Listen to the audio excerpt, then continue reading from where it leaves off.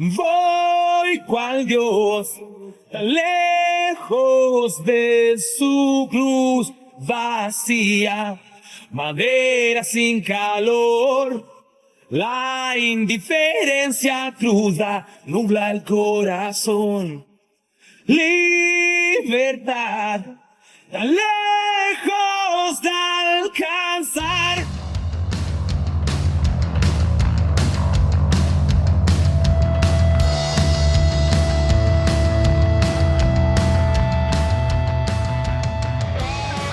¿Qué tal amigos, amigas? Bienvenidos al podcast de chilepunk.cl. Mi nombre es Felipe Gómez y los voy a estar acompañando los próximos 45 minutos de música y conversación. Lo que escuchábamos hace un momento, la voz de Omar Acosta, a capela. Todavía se me ponen los pelos de punta y se me hace difícil, como fanático de la música que él hizo, escuchar su voz y saber que ha fallecido. Entonces hemos querido hacer un episodio especial para recordarlo, como a modo de homenaje. Por supuesto nos habría encantado hacer un homenaje de manera distinta, tal vez entrevistarlo, conversar con él sobre sus proyectos en el futuro. Pero bueno, ese es el camino que ha tomado la vida. Así que con mucho cariño para sus amigos, familia, para los fanáticos también, este episodio especial en la memoria de Omar Acosta. Para recordarlo y conocer algunos detalles que tal vez los fanáticos no podemos ver tras bambalinas, nos acompaña Patricio Venegas, asistente técnico de Bebés Paranoicos a partir del año 2015 aproximadamente, y tras la salida de Omar, bueno, el roadie que lo acompañó y que entabló una amistad con él hasta el último de sus días. Patricio, yo sé que estás pasando por momentos complejos con todo esto y eso hace más valioso tu buena disposición para participar aquí en el podcast. Así que, compadre, de verdad muchas gracias por tomarte el tiempo y por participar en este pequeño homenaje a Omar. Bienvenido al podcast de chilepunk.cl y muchas gracias por estar acá. Gracias a ti y bueno, esperamos que salga algo bonito en homenaje a Omar. Muchas gracias. Patricio, para comenzar, cuéntame en qué contexto conociste a Omar y cómo se empezó a dar la relación que ustedes tuvieron. Creo que alcanzaron a ser buenos amigos. Sí, mira, yo conocí a los chicos por ahí por el 2008 porque yo fui compañero de trabajo en una de mis primeras trabajos cuando salí de la universidad, del baterista de otra banda que se llama Juguete Enfermo.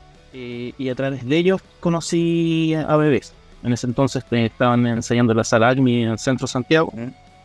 Y te vi, era así como nos topábamos en los pasillos comunes y cosas así cuando yo iba a ver a los chicos de Juguete ensayar.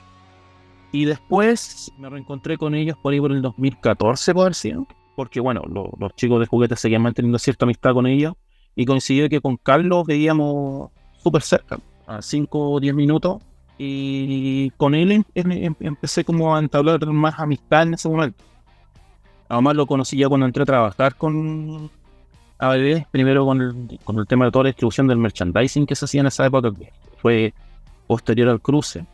Y juntando un poco los fondos para poder que cuando querían irse a grabar a Estados Unidos el disco, el último disco, el Delusional. Y ya más o menos en 2016, final de 2016-2017 empecé a apoyar al staff técnico que estaba en ese entonces trabajando con ellos.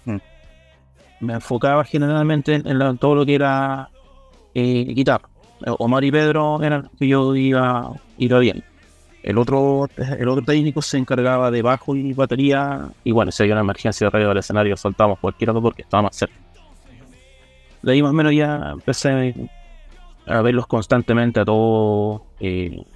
Compartimos Año Nuevo, asado, fiestas patrias, siempre teníamos ese como ritmo entre nosotros, tan más que compañeros de trabajo, así como ya era una amistad, era apoyar a los amigos.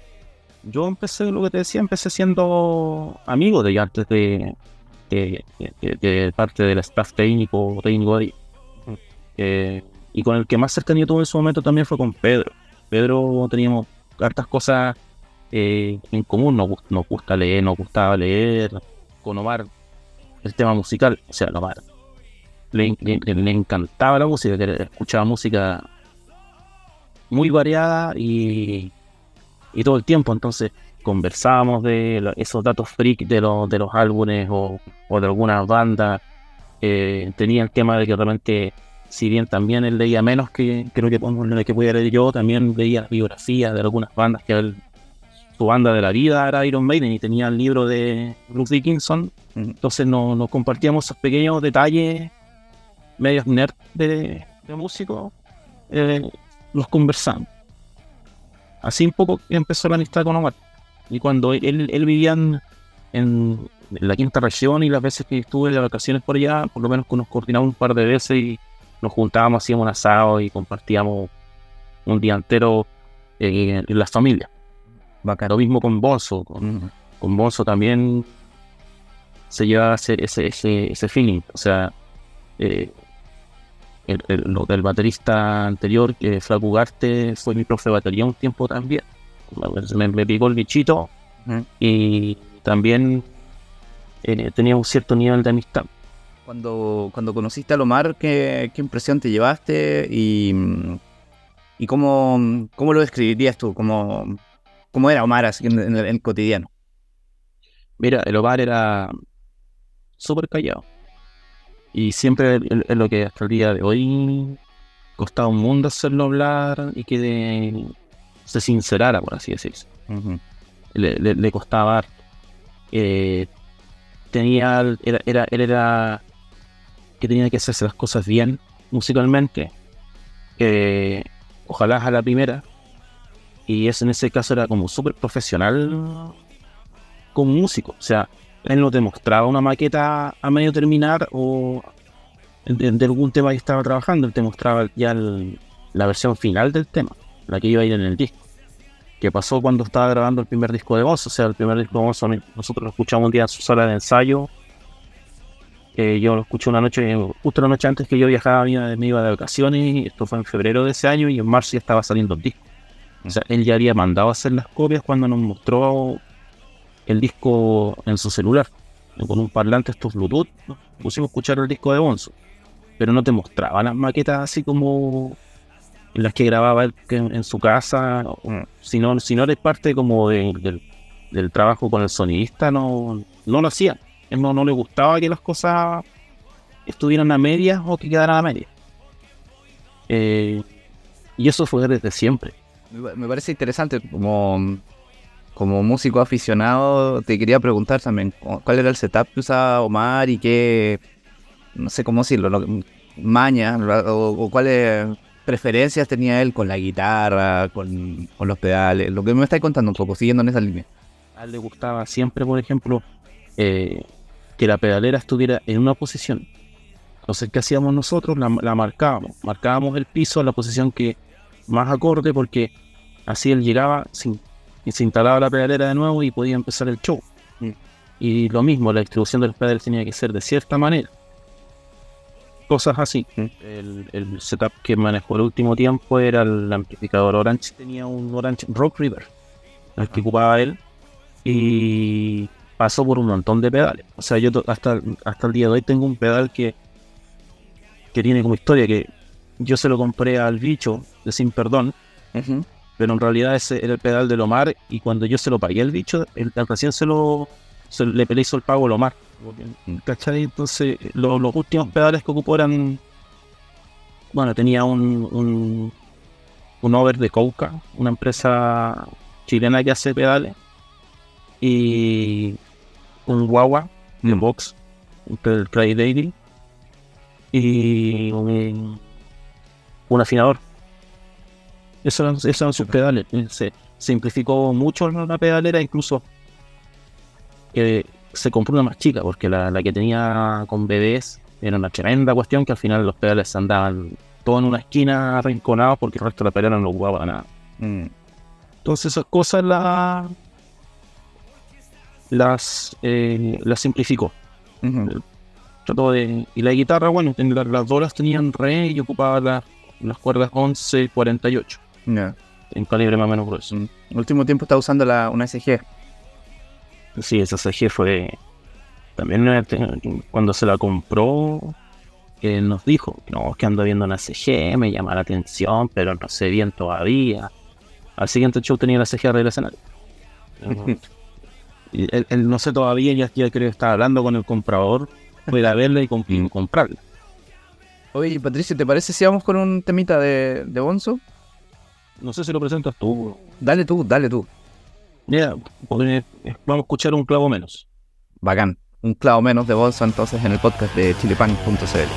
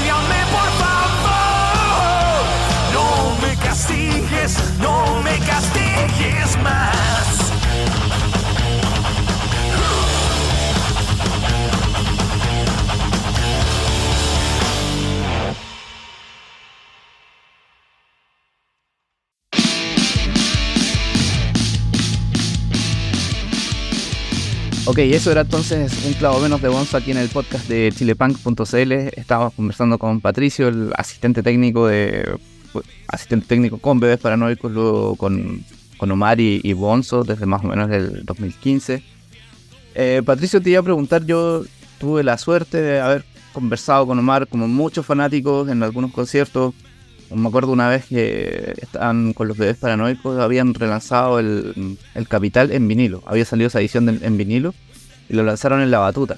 Yo me había comprado el disco, me lo había pasado a alguien en el metro y esa misma noche tocaban los Bebés. Entonces partí con el disco La Batuta para ver si me lo firmaban.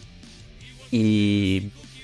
Sí, recuérdame, ¿te acuerdas en qué estación de metro te lo entregaron? En el centro, No me voy a decir que me lo pasaste tú. Lo más probable. ¿En serio? Sí. No me acuerdo, la línea 2, en alguna, por ahí cerca de Baquedano, no me acuerdo exactamente. Sí, lo más probable es que lo haya entregado yo porque en ese tiempo yo ayudaba a los chicos con el merch. Como te decía, yo en esa época trabajaba en un banco. Mm. Entonces me quedaba, era como cuando hacía entrega en el metro, era cerca del metro, ya sea Baquedano, Moneda, que me quedaba mucho más cerca y nos coordinábamos así. Entonces, podría haber sido, en ese tiempo me dejaba el pelo más largo, ahora me pelo cero. Hoy sería yo. Tengo los mails en mi correo del intercambio así antes para coordinar la entrega, así que en una de esas voy a revisar. Capaz que haya sido yo. Sería una buena. Sí, entonces. Y bueno, como te decía, ese día partía la batuta y llegaron los bebés. Llegué temprano, yo me acuerdo, estaba viendo ahí algunos discos, cosas que tenían en la entrada. Y el Omar se acercó porque vio el disco. Y dijo, oh, qué buena, no lo había visto. Y llegó el Carlos también, empezaron a mirar el vinilo. Nosotros todavía no lo tenemos, qué bacán. Y lo mirábamos como un disco de color como púrpura. Es bien bonito. Rojo. Sí, Si no me acuerdo, si mal no recuerdo. Sí, es bien bonita esa edición. Y venía con arte y con cosas adentro. Y esa fue la primera vez que hablé con él. Y me gustó mucho esa sensación de que estaba hablando así como con un tipo que yo admiraba mucho, pero que se paraba como de alguna manera como de igual a igual contigo, si no andaba en parada de rockstar ni de nada. Y después del fallecimiento de Omar leí un montón de comentarios de gente que tenía historias parecidas. O de gente que tenía una banda y que después de tocar el Omar se acercaba y los saludaba, les tiraba buena onda. Parece que el tipo era bien, bien cercano igual con la gente. Sí, el Omar en ese sentido siempre fue súper simple. Nunca se creyó el cuento de rockstar. Incluso de repente igual era algo tímido con algunos fans porque él no tenía, por ejemplo, redes sociales las potenció en pandemia. Pero antes no las pescaba mucho, entonces tenía otra forma de acercarse y acercamiento con las personas. A los chicos que te contaba, los de Juguete Enfermo, los apoyo harto cuando ellos sacaron su primer disco, por allá, época Antídoto, más o menos esa época, les prestó instrumentos, los ayudó. Yo hasta el día de hoy son mis amigos de hace un montón de años y armamos unas salas de ensayo justo como un mes antes que falleciera Omar. Y cuando falleció Omar dijimos, ¿sabéis qué?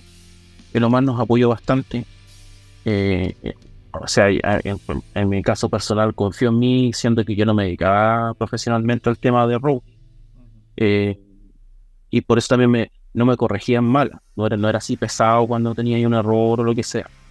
Y con Sebastián, que es el guitarrista y vocalista de Juguete Enfermo, decidimos que vamos a poner una foto de él en la entrada en el pasillo de entrada de la sala. Un poco como homenaje a todo lo que nos apoyó en su momento, por ya sea musicalmente o temas técnicos. Oye, como persona cercana también, pero valorando un poco el trabajo que hizo Omar con Bebés Paranoicos, con Bonzo, creo que en el primer disco de Devil Presley también tocaba él, También. o Jay Sí. Presley. ¿Qué posición le atribuís tú a Omar en el rock chileno? Yo no quiero caer en grandilocuencias ni cosas, pero me parece que el tipo, a pesar de moverse en la escena under, se ocupa un lugar importante, un compositor súper prolífico, buen escritor, o sea, letrista, los arreglos son increíbles. Varias veces me acosté escuchando, no sé, algunos discos de los bebés y tenían varios detalles que hacen que la banda sonara, no sé, calidad internacional. Yo estoy ahora en Chile y con orgullo puedo mostrar, no sé, Bonzo o Bebés y la gente dice, oye, qué buena banda. ¿Qué pensáis tú al respecto? Claro, mira, yo creo que Omar quedó en un lugar súper alto en el tema musical chileno. Por su profesionalidad, su forma de trabajo, era un súper buen arreglista. La otra vez conversamos con Gerardo de Electrofobia, que él tocó un tiempo también en Bonzo, y vivieron juntos también un tiempo en Santiago, que le daba súper buenos tips al momento de armar una canción.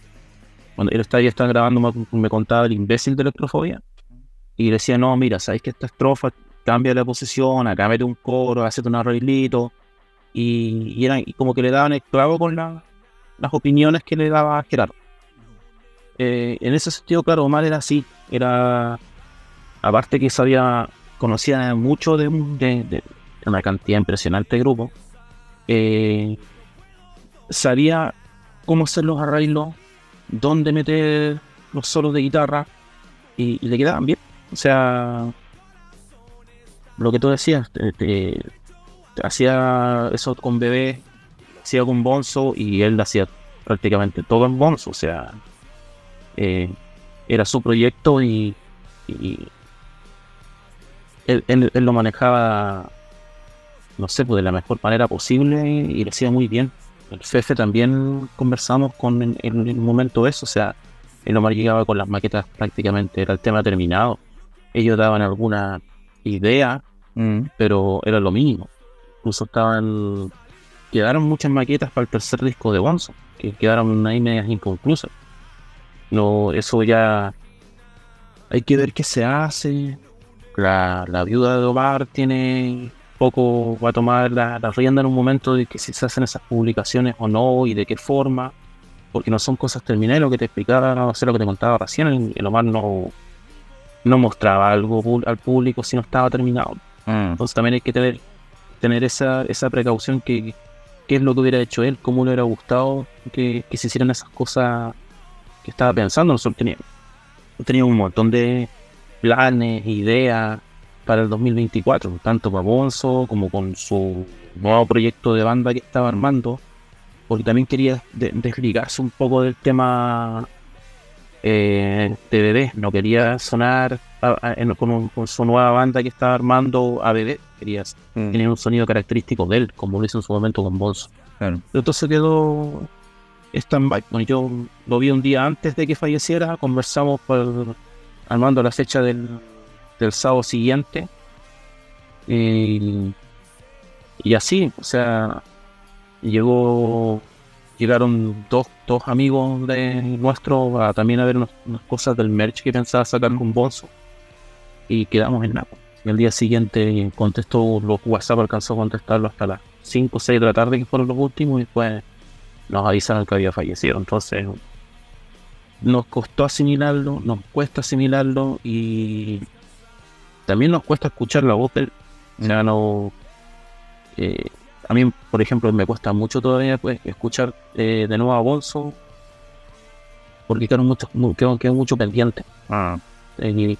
Y estamos todavía menos de un mes de que había fallecido. Todavía no, yo creo que ninguno de nosotros lo ha asimilado bien todavía. Ni el Cefe, ni el Mircio, que era el baterista nuevo de Bonzo, Capitán, que era el sonidista, tampoco lo ha asimilado completamente.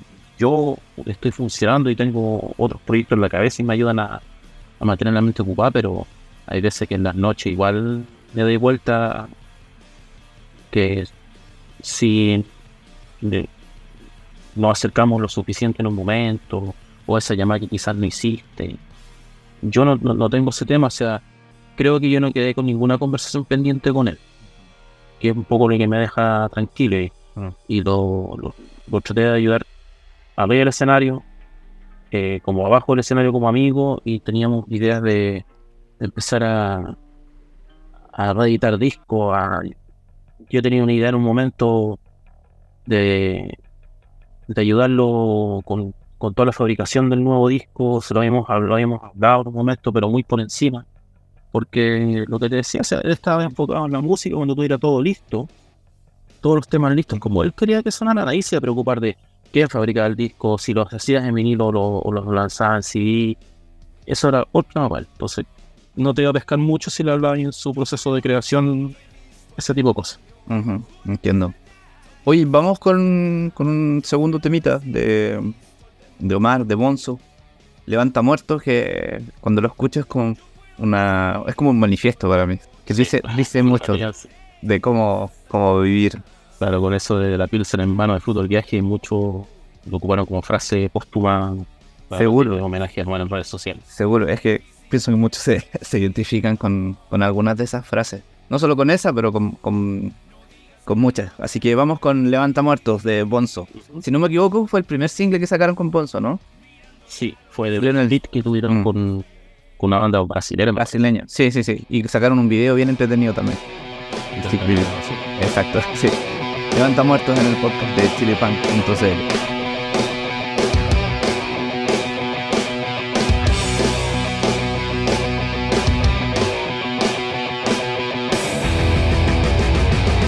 Una vez más, hoy no sé dónde, esto nunca va a parar. Tengo un motor en mi cabeza, escupe fuego, consume cerveza. Es lo mismo tantos años, ya no me importa el resultado.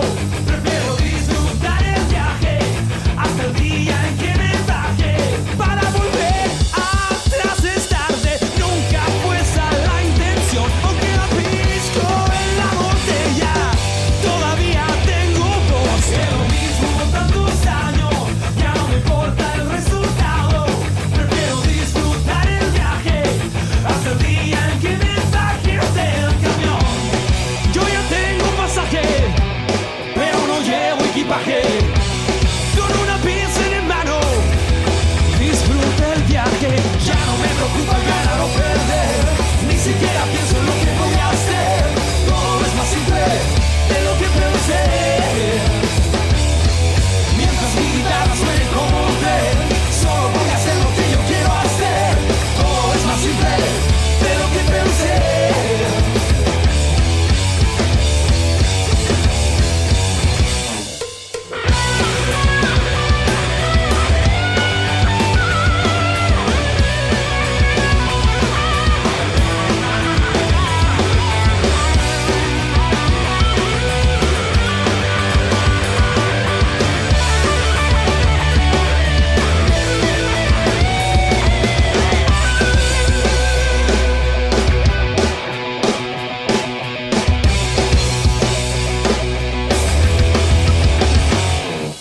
Ya no me preocupa ganar o perder, ni siquiera pienso en lo que voy a hacer. Todo es más simple de lo que pensé. Mientras mi guitarra suene como un tren, solo voy a hacer lo que yo quiero hacer. Todo es más simple de lo que pensé.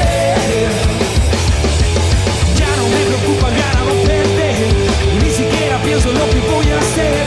Todo es más simple de lo que pensé. Mientras mi guitarra suene como un tren, solo voy a hacer lo que yo quiero hacer. Todo es más simple de lo que pensé. ¡Au!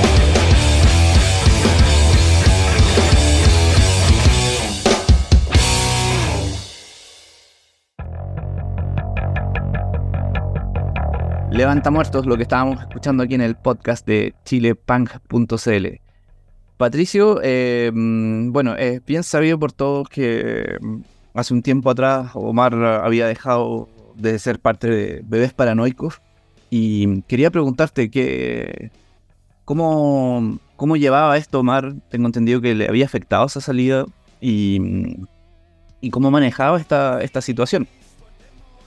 Sí, mira, al comienzo, cuando pasó todo esto en septiembre del 2021, o no, 2022, 22, el año pasado, un año, sí. sí.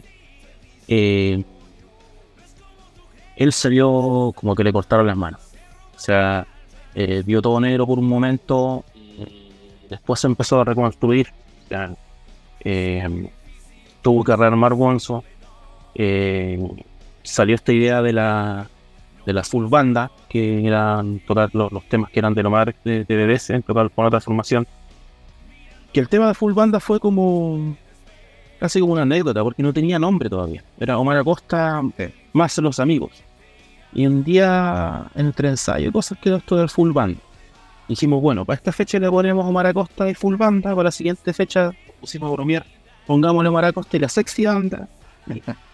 Hasta que al final quedó como Omar Acosta full banda hasta, bueno, el último día de vida de Omar. Y nada, se empezó a reinventar, vinieron otros temas entre medio. tuvo que empezar a hacerlas todas él, no delegaba mucho tampoco, Ujú. de coordinar los locales, coordinar el tema de los viáticos, porque habían o sea, todos los músicos no eran de Santiago, estaba el bajista, el Chure, que es de Serena, que es el bajista de Doctor Demencia, y ahora toca con Caín, que es la otra banda que tiene el Trini de Los Miserables, Ujú. el Daniel Tobar, que vive en Ovalle, y el chico Jimmy, que es el otro guitarrista, también vivía en San Antonio, perdido entre medio de los cerros. Entonces él tenía que coordinar todo eso. No. Ya acá en Santiago un poco me hacía cargo yo de que se subieran a tiempo a la van, de que se llevaran todas sus cosas, de que no dejaran nada botado. Un par de veces también le hice como ya de stage manager, de ordenar todo el tema con las otras bandas, los tiempos desde pruebas de sonido, porque se vio pillado en eso, o sea, Mucho. no podía hacerlo todo él solo. Y también le afectó la salud en eso, hacer eso todo solo. Y muchas de las dolencias que tuvo, incluso tuvo un problema estomacal bien serio en un momento, era eso. Yo creo que era el estrés acumulado, un tema que tenía que seguir tocando. La mayoría de los músicos de la escena under tienen otros trabajos. Él vivía de la música. El 100% de lo que hacía en el día era música. Yo no me lo imagino trabajando en una oficina pública o en un supermercado cajero, ¿no? Claro. Entonces tengo que mejorar en este sentido. Tengo que hacer un poco lo que hace una banda nueva, una banda de unos cabros de 19, de 20 años, Claro. pero él ya tenía 44, 43 años cuando empezó de nuevo a hacer todo eso. Y además de la presión laboral, bueno, también no podemos no mencionarlo, aunque tampoco me interesa adentrarme más en el tema, pero se generó una polémica que hasta el día de hoy anda dando vueltas ahí, circulando en internet. Tú como cercano a Omar, ¿cuál es la perspectiva que tienes sobre este asunto? Yo lo conversé un par de veces con Omar en unas vueltas que tuvimos en La Habana y cuando estuvimos en Puerto Montt. Costaba sacarle las palabras a Omar. O sea, cuando había un tema que no le complicaba o le complicaba abordarlo o le molestabas o tenía algún tema o le pasaba algo emocionalmente, se cerraba, no te conversaba mucho, y menos estaban todos los otros músicos. Y lo que tú decías, en un momento andaban fans dando vueltas, las tocatas no eran momentos propicios para conversar tranquilamente.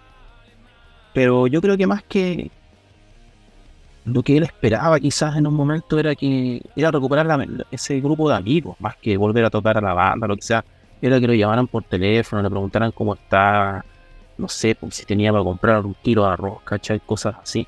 Más que decir, ¿sabes? Que ya vuelve en gloria y majestad. Es lo que extrañaba, era eso, que le preguntaran, eran amigos hace 20 y tantos años. Del 96, 97, ¿no? Claro. Entonces yo creo que eso es lo que a él más le dolía. Y Omar, a mí lo que me sorprendió, porque yo tuve que ir al domingo siguiente de que falleció a guardar sus cosas a la casa. Le ofrecí mi ayuda a la señora de Omar. Fuimos con 2 amigos más a guardar todo, a sacar su ropa, guardar todos los discos que tenía. Y no sé, o sea, Omar yo lo conocí en Santiago, se cambió 2-3 veces de casa aquí en Santiago desde que yo lo conocí. En la quinta región también hizo algo muy parecido, pero él andaba con una caja, de estas cajas así como que te regalan los calcetines en Navidad, estas cajas metálicas, con todas las fotos que tenía desde que empezó a tocar en Bebé, gira, empecé yo a cómo están ensayando el niño en una casa. Entonces yo creo que eso también le afectó mucho, que quizás él sintió que lo dejaron de lado, que la amistad no valió nada de los 20 y tantos años, y eso también era una espina, un dolor que él tenía, que no sé si no lo supo expresar o no lo supo o simplemente no quería hablarlo con cualquier persona, no sé. A mí me tocó leer en el funeral una parte de una canción que estaba escribiendo para Bonzo, porque la señora me dijo que no era capaz de leerlo. Y en la letra decía que en un momento todos le dieron vueltas en la espalda, todos le cerraron las puertas, pero tenía amigos que lo ayudaron a salir adelante. Y yo creo que se refería a eso, todo lo que pasó, lo que le dimos el apoyo, lo que levantaba el teléfono, no para auspiciarle, para preguntarle cómo estaba, si necesitaba algo. Entonces, es complicado el tema. Yo no me he querido meter más allá, no he querido opinar de estas cosas que están dando vueltas en redes sociales porque tampoco me compete. Y es lo que le dije a mi señora. Salen comunicados de un y de otro lado, pero nadie se acuerda que el Omar tenía una hija de 5 años y que está en medio de todo. Entonces prefiero mantenerme un poco al margen en ese sentido. Entiendo. Hoy en este proceso, no sé si alguna vez intercambiaron algunas palabras con Omar sobre el público que lo siguió tras su salida. Hay gente que creo que le expresó mucho cariño. Hay gente que iba al concierto a verlo a él. En mi caso, no sé, yo no puedo disociar Bebés Paranoicos de Omar. O sea, no. Y volver a ver los videos, escucharlo en vivo de nuevo, full banda y todo, era súper entretenido. Pues, o sea, sentir que todo seguía y ver que los conciertos se llenaban, la gente lo seguía.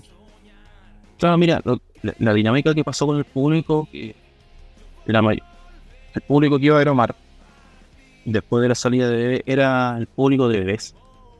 Eran los que lo iban a ver a él, los que iban a ver a Bebé cuando estaban ellos todos juntos.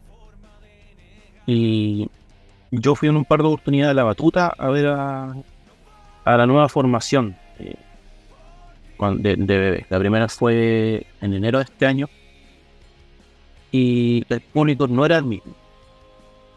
No era el mismo que te topaba ahí antes de la pandemia cuando Bebés tocaba La Batuta. Que La Batuta tiene un público que es público Batuta, o sea que independiente del artista que vaya va a ser público, pero ya veías caras conocidas cuando tocaba Bebés ahí. Y la última vez ya el público no había nadie conocido, o sea, de los fans antiguos. Era un público totalmente distinto, que incluso un poco bromeamos que era como un público más plástico, no sé cómo explicar, no me acuerdo bien cómo fue la broma aquí. Ajá. Eso es lo que te contaba, o sea, el público, los fans más clásicos de Bebé se fueron con Omar.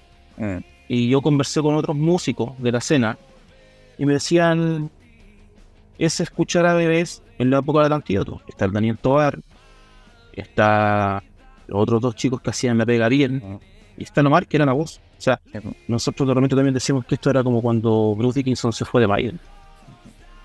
Quizá Bruce Dickinson no fue el vocalista principal de Iron Maiden, pero fue el más icónico y el que llevó la banda para adelante. Y así nosotros lo explicamos a la gente que no conocía a Bebés, que era totalmente ajena.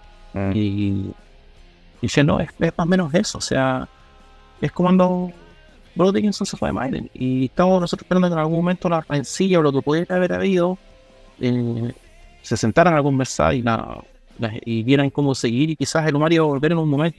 Ya no vamos a ver eso. Y eso es como cuando volvió Bruce Dickinson a Maiden, que fue un espectáculo impresionante. O sea, estábamos todos a la espera de qué iba a pasar, cómo iba a avanzar eso. Claro. Pero ya y nos quedamos como con la cara. Seguro.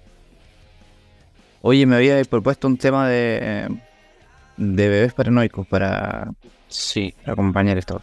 Preséntalo tú. Sí, bueno, es que el cruce. Es uno de los discos que el disco que más me gusta es a mí. Uh-huh. Que no sé, hay muchos fanáticos del hardcore para señorita, pero a mí lo que yo creo que todavía no sé sonoridad o fue el cruce. Uh-huh. Este disco del disco 2014, ¿no? Sí, 2014. menos por ahí. Vamos con Vives Mueres entonces de Bebés Paranoicos aquí en este especial sobre Omar Acosta.